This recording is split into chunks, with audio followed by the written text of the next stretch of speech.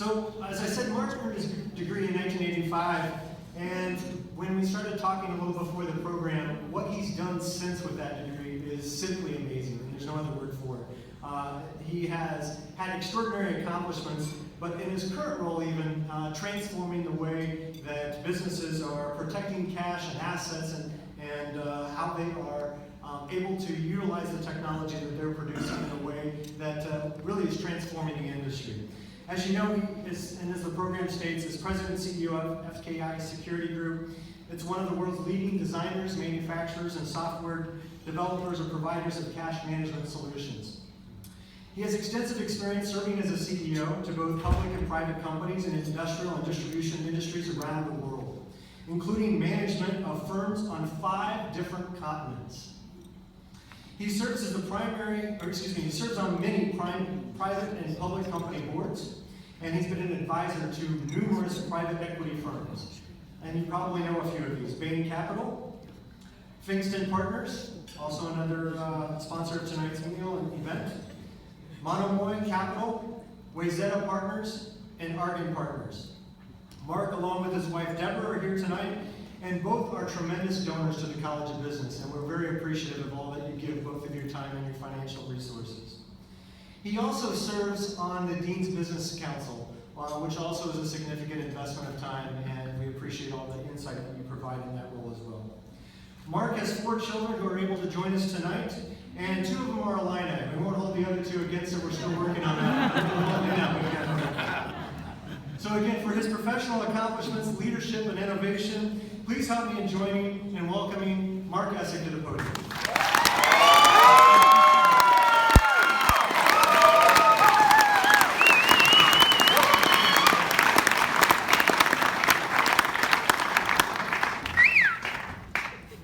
Thank you very much. It's very, very kind of you. As I've mentioned to a number of you tonight, this award has meant a great deal to me. You know, I've won a number of awards over the years, which when you win an award from an organization, from a family that means so much to you, it's an entirely new level of feeling, and that's what I have tonight. I cannot tell you how much this means to me. So thank you, Dean Brown and Dean Beavers, for that lovely introduction. I'm going to break with convention and do my thank yous at the beginning. I want to thank my fire team colleagues, Jen and Missy and BL and Ed. Brenda and Ed have been with me numerous companies, numerous decades, and every success we've had has been a team success. Thank you all. My Leo friends who have been my lifelong friends over here for, like you, Fadi, I grew up on the South Side.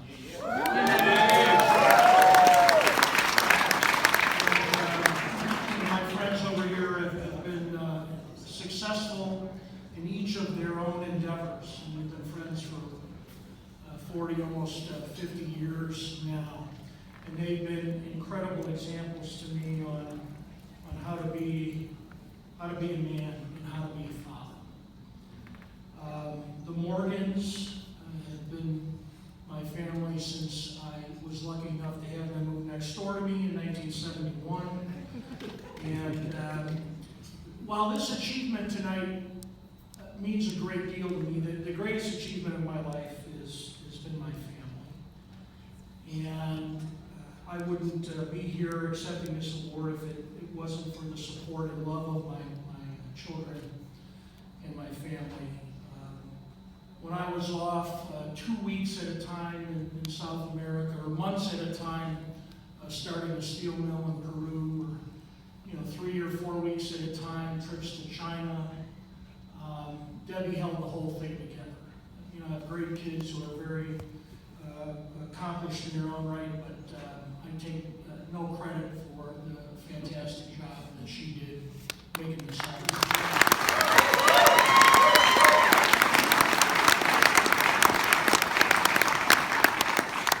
This award, as I mentioned earlier, may be the utmost highlight in my career. Really means a great deal, especially to be granted this honor from this great program in this great college inside this great university. And it's provided me with a tremendous foundation. It really enabled me to accomplish so many things in my life, and for that I will be eternally grateful. I really wanted to go to the University of Illinois. I really wanted to go. I went to night school in Chicago. I didn't have a normal experience. I couldn't afford to go away to school. And I decided an MBA was very important to me. And my employer was Warner, Michigan Avenue, transferred me to the educational capital of the world, Decatur, Illinois. And I really had two choices. I could go to exec MBA at WashU in St. Louis or Illinois, and I really wanted to go to Illinois. And I was accepted to WashU, but I could not get into Illinois. Primarily because they had this rule. You had to be 30 years of age and have 10 years of meaningful experience. And I was 25, and I thought I had a lot of meaningful experience. And the university didn't exactly agree with me. So I could tell you a dozen stories about how I positioned myself to get looked at by the university, and I eventually got an interview, an evaluative interview, and they asked me to come to Champaign for I think it was a 2 o'clock meeting. Now those who know me know that I kind of run a little late and might throw an extra conference call in here and there. I have an ability to overpromise. I'm the guy who accepts every meeting request that comes. And poor Missy has to figure out who actually doesn't get the meeting. But anyway, so I had this important, I wanted to go to Illinois so badly. This was the most important interview of my life. And I get in the car, and I leave Decatur, Illinois, and I drive to Champaign. And again, being a reasonably smart guy, I do the arithmetic, and I got plenty. Do I have plenty of time? Oh no. I stayed at the office too long. I quickly do the math, and I realize I might be late for this interview, so I start speeding. And I start going faster and faster. And I'm on I-72, for those of you who are familiar with the route from Decatur to Champaign. And I realize I got to really step it up. So I'm going about 90 miles an hour. And I'm very close to Champaign, and I'm starting to think I might make it. And I'm almost I-57, but I see a state trooper coming the other direction. And he flips his lights on. Now he's got to go backwards a little bit to turn around, but he's clearly after me. This is the most important interview of my life. I really wanted to go to Illinois. So I had this interview where I had to prove my maturity. Was I ready at age 25 to go to the University of Illinois? So I was thinking, if I'm late for this interview, I'm dead. How would I explain getting stopped for a ticket? I quickly went through the options and said, I'm going to have to double down.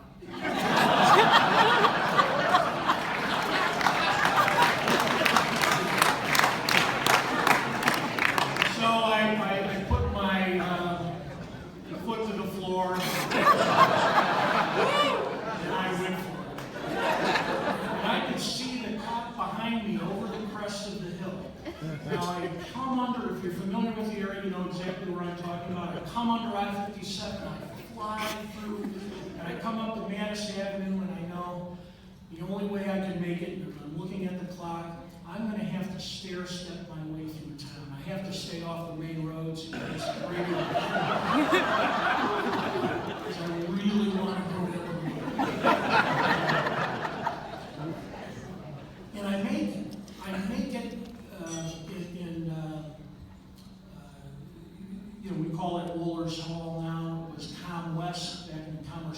back in the day. And my plan is working great. I make the corner, there's Tom West. But those of you who've been on campus know the obstacle. No parking. I thought, here I am, so close. I go down 6th Street, I can't find a place to park. I turn left, just south of the school, between the College of Education and Tom West, and there I see one spot with a sign, reserved. Dean Vernon Zimmerman. And I said, yes, I am.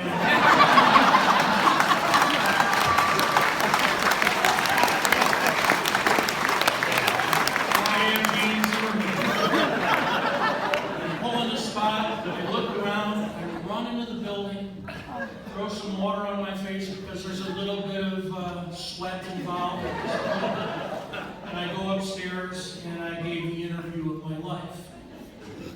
And during the interview, it was Bill Kamens, who was one of his last official acts. I think he was fired after he admitted me. And I was looking out the window and he said, you're a very pensive young man. I was thinking, yes, I am, but I'm actually looking at the police cars. So I'm sure they've got this place surrounded. I did get in. I did give a good interview. I did probably walk back to my car. I walked past it a couple times to make sure it wasn't a trap. Out of my car and probably took the back roads home. And told Debbie I was in. I really wanted to go to Illinois, and I wasn't disappointed. The experience I had there was phenomenal. And what I learned in the classroom and what I learned through the books was everything I dreamt of. But what I didn't count on was the incredible faculty. I didn't count on my colleagues, my fellow students who were so helpful and so smart. And, as an exec MBA student, we're dealing in study groups. And I was in a study group. I was the youngest person in the program, and I was paired with the oldest person in the program, our good friend Tom Aldrich. I was 25, Tom was 55. He was a graduate of the Naval Academy, had flown combat missions, and was VP of production for Firestone Tire. We had our study groups every Thursday night at Firestone.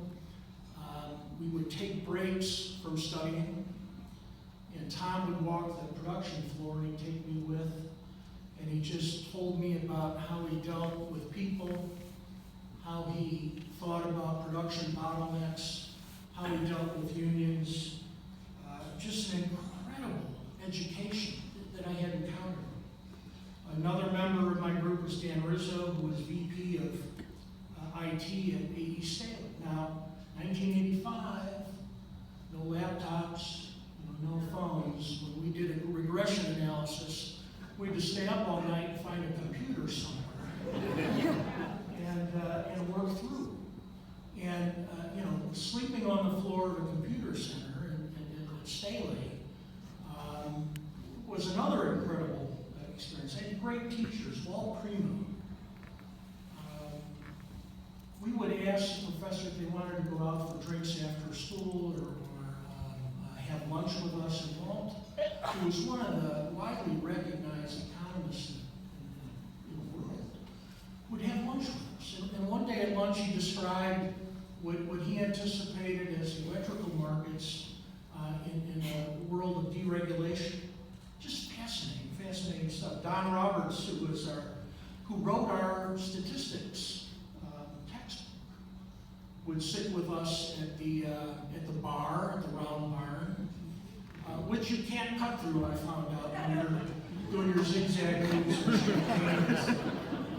Don't go through there, but Don would explain statistical sampling and manufacturing. We had a professor, Nagandi, who was writing international business textbook, and invited 6 of us over to his house one night gave us a manuscript and asked us to help him develop this final textbook. Now let me remind you, I'm 26 years old. I'm the vice president of Firestone teaching me production methods.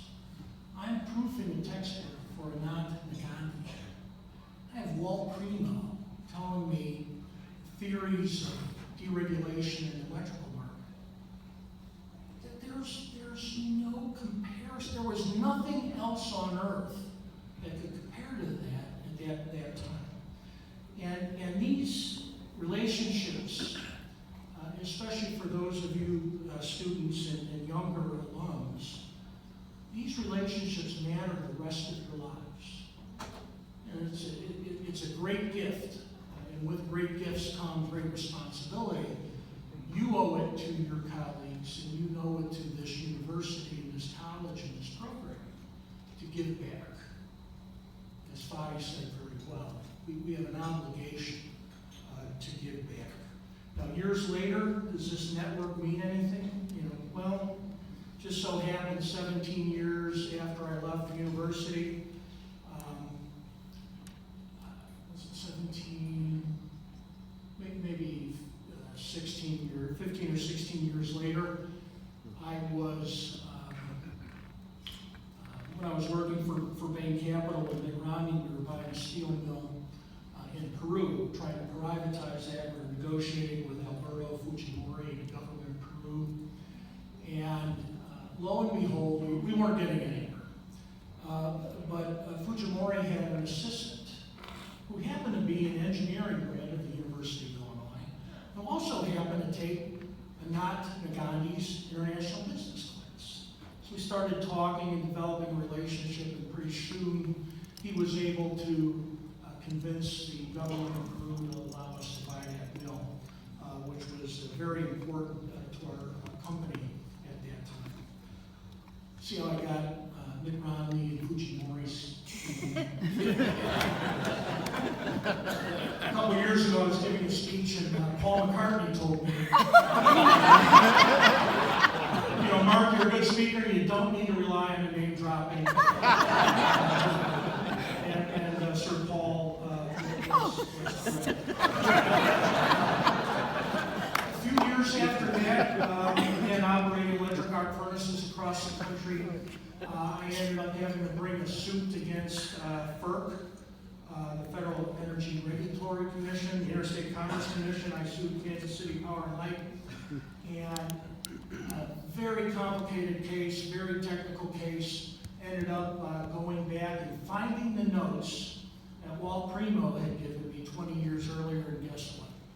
He predicted it, down to the penny on the kilowatt hour. And I cannot tell you, but I guarantee you that the things that you've learned in this program, the relationships you have, the relationships you're making tonight, are all going to matter. But with that comes great responsibility. So I've gone a little bit over, so I'm going to cut it off at this point. But I again want to thank Dean Brown. I want to thank Dean DeBrock, who might be the only other person who cares more about the Cubs than I do, for his help to me over the years. And I want to thank all of you for being part of this great family we have here at the Illinois MBA program, the College of Business, and the University of Illinois. Thank you very much.